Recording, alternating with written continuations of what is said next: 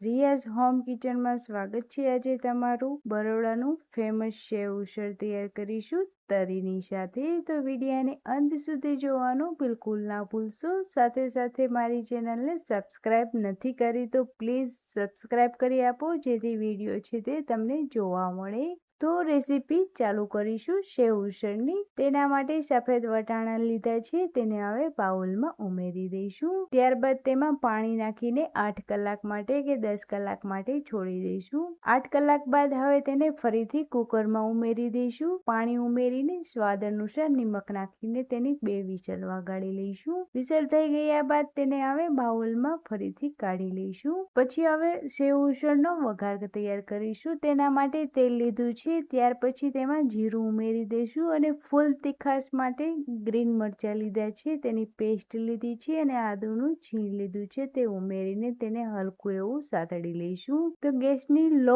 Flame ઉપર બંનેને સાતળીને તૈયાર કરવાના છે। થોડુંક એવું સતળાઈ ગયા બાદ તેમાં હવે ઓનિયનની ગ્રેવી છે તૈયાર કરેલી તે ઉમેરી દઈશું અને તેને પણ હલકી એવી સાતળી લઈશું। હલકી એવી ડુંગળીને સાતળી લીધા બાદ તેમાં હવે ટામેટાની ગ્રેવી છે તે ઉમેરી દઈશું અને બંનેને એકસાથે મિક્સ કરી લઈશું। ગેસની લો ફ્લેમ ઉપર જ તેને સાતળીને તૈયાર કરવાની છે। મિક્સ થઈ ગયા બાદ હવે તેમાં મસાલા ઉમેરી દઈશું, જેથી તેનો ટેસ્ટ છે તે સરસ રીતે આવી શકે। તેના માટે લાલ મરચું પાવડર લીધું છે, હળદર લીધી છે, ધાણા જીરું પાવડર લીધું છે અને સેવ ઉસળનો મસાલો લીધો છે। સ્વાદ અનુસાર નિમક ઉમેરી દઈશું। નિમકનું પ્રમાણ અહીં ઓછું રાખીશું, વટાણામાં પણ નિમકનો ભાગ છે એટલા માટે। ત્યાર પછી હવે બેસનની ગ્રેવી તૈયાર કરી લઈશું।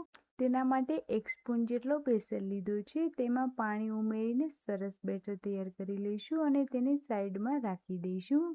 ત્યાર પછી ટમેટો અને ડુંગળીને સાતળી લઈશું। ગેસની લો ફ્લેમ ઉપર જ સાતળતા જવાનું છે, સાથે તેનો કલર ચેન્જ થતો જશે। તો કલર ચેન્જ થઈ ગયા બાદ તમે જોઈ શકો છો કે તેમાંથી તેલ પણ સરસ રીતે છૂટું પડી ગયું છે। તો છૂટું પડી ગયા બાદ હવે તેમાં જે બેસનની ગ્રેવી તૈયાર કરેલી છે તે ઉમેરી દઈશું। ત્યારબાદ તેમાં 1 ગ્લાસ જેટલું પાણી ઉમેરીશું। તો ગ્રેવીને તમે ઘાટી રાખી શકો છો અને પતલી પણ કરી શકો છો।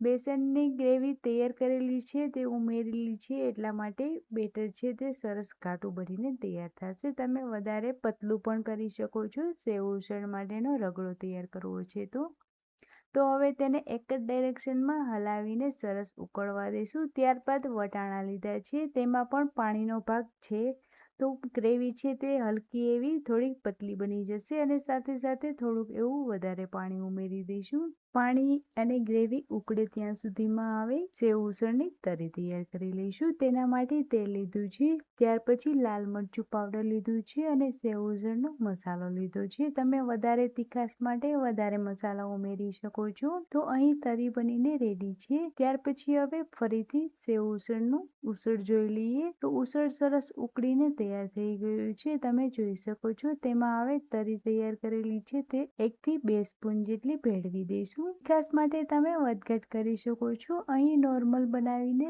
સેવ ઉસળ તૈયાર કરેલું છે। તો હવે સેવ ઉસળ બનીને તૈયાર છે, તેને હવે સર્વ કરીશું। એને પાવની સાથે અને ગાંઠિયાની સાથે એન્જોય કરવાનું છે। તો હવે તરીને બાઉલમાં તૈયાર કરી લઈશું। તો સેવ ઉસળ બનીને તૈયાર છે ફ્રેન્ડ્સ। તમે ઘરે ક્યારે બનાવો છો તે મને કમેન્ટ કરીને જણાવો। સાથે મારી ચેનલને લાઈક કરવાનું, શેર કરવાનું અને સબસ્ક્રાઇબ કરવાનું ભૂલી જાઓ છો તો પ્લીઝ મારી ચેનલને સબસ્ક્રાઇબ કરી આપો, જેથી વિડીયો છે તે તમને જોવા મળે અને એકદમ ઇઝી રેસીપીની સાથે વિડીયો સેન્ડ કરતી રહી છું। ફરી મળીશું નવી રેસીપી સાથે। Thank you.